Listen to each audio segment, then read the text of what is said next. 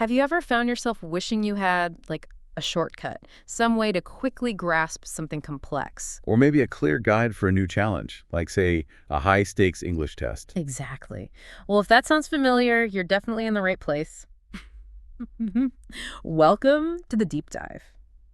Today, we are really getting into the IELTS listening test. Mhm. We've spent time looking through a popular online platform, one that offers free practice to pull out the key insights for you. Yeah, and it's really interesting, isn't it, how these online practice tests work? They they try to mirror the real exam, but they also adapt things, Yeah. to make the online experience smoother. Right. So we're looking beyond just what the test is. We want to get into the why behind the design and how these practice tools actually help you prepare. Absolutely. So our mission today, unpack the structure of the IELTS listening test. We'll highlight how it's presented online in these practice versions, and importantly, reveal some crucial updates, maybe even surprising details that could really affect how you prep. Mm. Think of this as your guide, your shortcut to understanding what's coming and how to tackle these listening challenges. We've got some really useful stuff.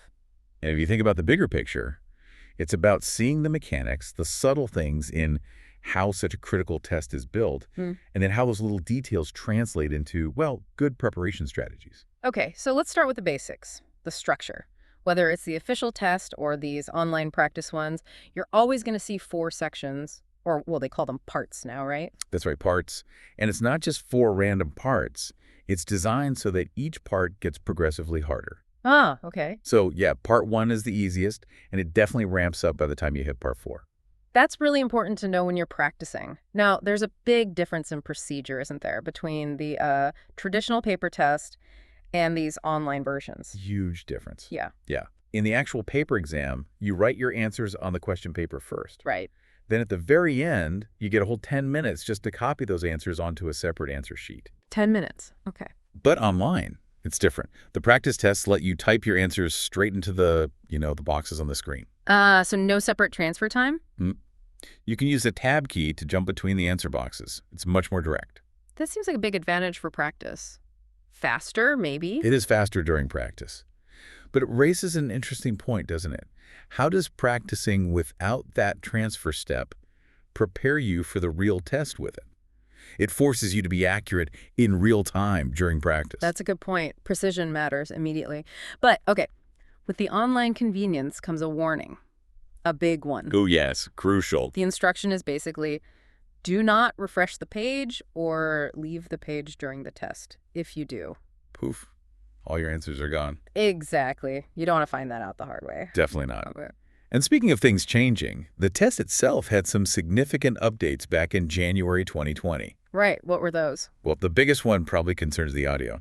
Before 2020, they used to play the very beginning part twice, like an example section. Huh? That's gone.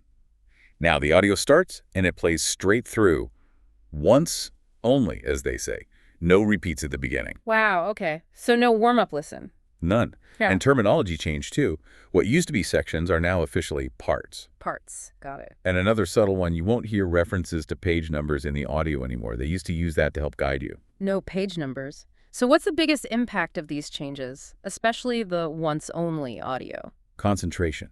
Absolute focus from the very first word. There's no safety net, no second listen at the start, and without page numbers, you can't rely on that kind of cue. You have to follow the conversation or the lecture purely by listening. It really pushes active listening skills. Okay, that makes sense. More pressure to stay locked in. Now, these online platforms, they offer quite a range of practice tests, don't they? Lots of different topics. Oh, absolutely. The variety is key. You might get one test about, say, booking a hotel, then another on volunteering abroad or media studies. Or even like the history of Indian railways. Exactly. Or talks about animals, pandas, dolphins, you name it. The topics are really diverse. And why such variety? Is it just to keep it interesting? Well, partly, but it's more strategic than that. It deliberately mixes everyday social situations, general factual talks, and academic discussions. This mirrors the real test, which aims to see if you can understand English in all these different contexts. It trains your ear for different accents, speeds, and information types. Right, prepares you for anything. Okay, let's try and give listeners a real feel for it. Let's peek inside one of these practice tests, say, Online IELTS Listening Test 1. Good idea. So, part 1. This often puts you in a social situation. Everyday chat, Maybe booking something, arranging something. Like the example here, a conversation about joining a sports club. Okay. So what's the challenge? Just understanding the conversation. It's more about pulling out specific facts quickly. Like, what's the club's name? Kingswell, maybe? What classes do they have? Keep fit, swimming, yoga. Are there other facilities? Oh, a salad bar opening soon. You need to catch those details amid the chat. And they often include things like membership options, right? Lots of similar sounding details. Exactly. That's a classic Part 1 trap. You might hear about gold, silver, bronzy memberships. You need to quickly map the details, maybe the times you can use the gym, like silver is 10 a.m. to 4:30 p.m., or the cost per class, like £1 for silver, £3 for bronze. And joining fees, annual fees, lots of numbers flying around. Right. Gold, £250 to join, £500 a year. Silver, $225, £300 a year. Bronze, £50, £180 a year. The key isn't just hearing the numbers, but linking them correctly to the right membership level or condition.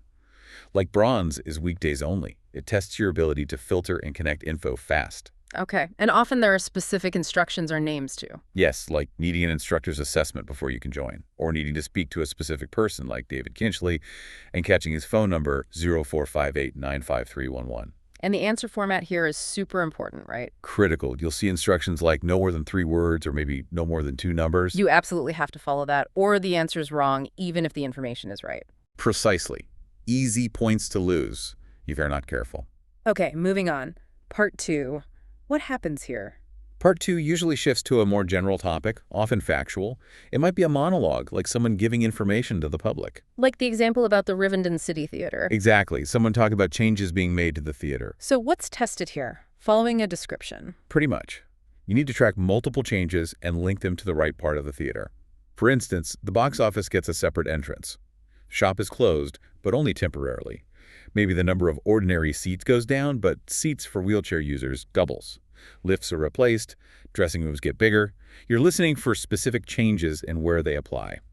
It tests your ability to follow a sequence of details. And sometimes Part 2 involves event details too. Yeah, you might get info about a specific play, like Royal Hunt of the Sun, dates.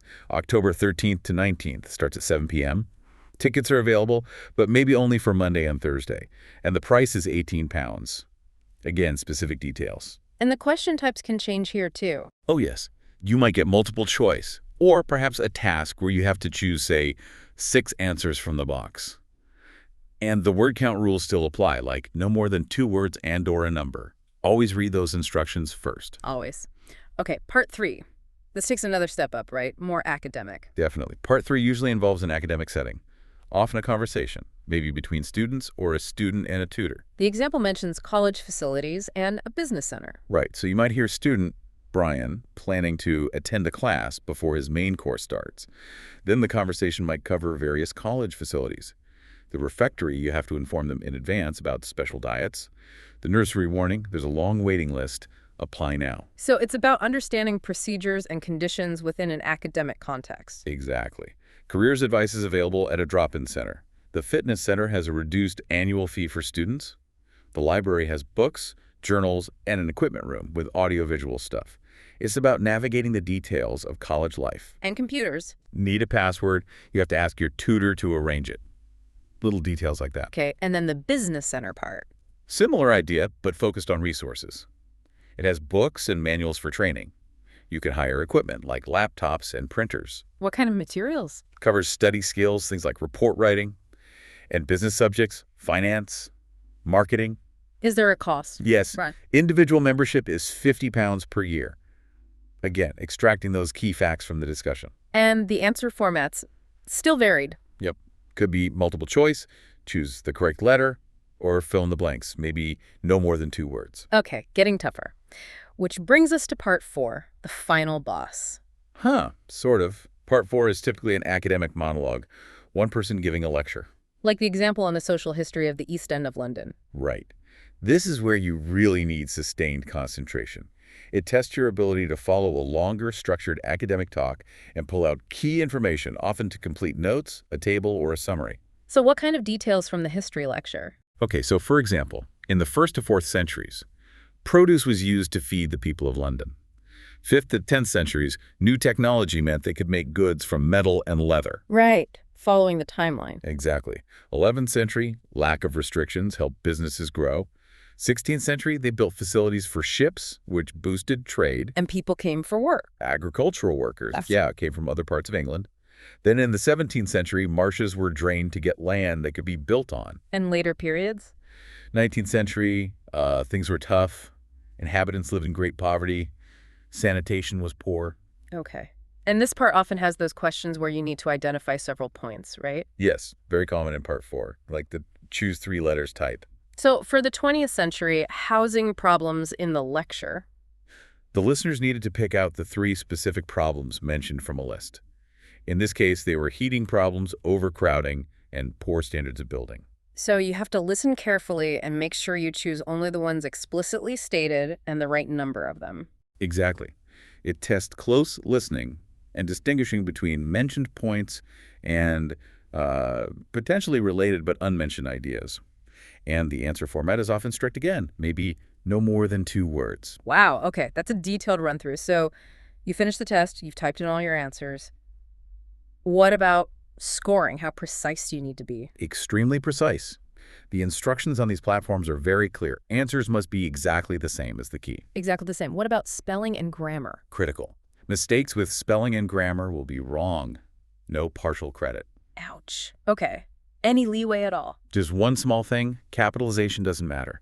So if the answer is Monday, typing Monday is fine. Okay, that's helpful. And sometimes you'll see a word in brackets, like the library. That means the word in brackets is optional. Library is correct, and the libraries is also correct. Got it. Optional words in brackets. And once you have your score, like the number correct out of 40. The practice site usually has a calculator. You put in your raw score, and it converts it into the IELTS band score from 1 to 9. Handy. And these sites often have more than just full tests, right? Oh, yeah, usually.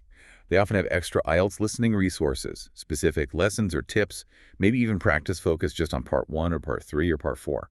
So you can drill down on specific areas if you need to. Exactly. It shows that good prep isn't just about doing test after test. It's also about understanding how each part works and practicing those specific skills, turning info into real strategy. Okay, so wrapping this up, what's the big takeaway for our listeners from this deep dive? It really feels like paying super close attention to those seemingly tiny details, the word limits, the spelling, knowing about the transfer time difference, the audio playing, once that stuff can genuinely make or break your score, right? Absolutely. Understanding the structure, the difficulty curve, the exact answer formats, it's half the battle won before you even start listening sometimes. Yeah. And, connecting this to the bigger picture, it makes you wonder, doesn't it? How does practicing listening this intensely for tiny details, specific instructions, format, changes, how does that prepare you not just for a test, but for dealing with the flood of complex, fast-paced information we get every single day? That's a really interesting thought. Like, how much do you really hear when you're just kind of passively listening compared to when you're actively listening for something specific, like in this test? And could taking that focused listening for approach into everyday life actually help you filter information better, become, more genuinely well-informed? Something to think about. How actively are you really listening day to day? Definitely something to mull over. Well, that's all the time we have for this deep dive. Join us next time for another one.